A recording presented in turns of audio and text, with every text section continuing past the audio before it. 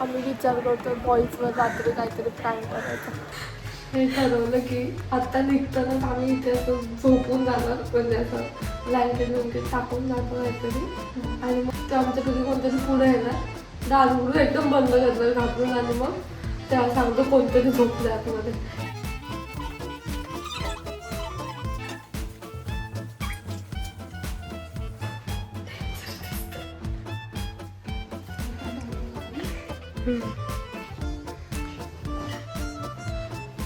चल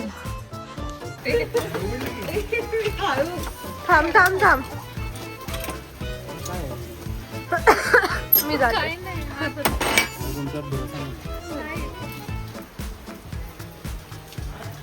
मम्मी तिथं आहे काहीतरी आत बेडवर. पानसट माहिती काय खेळ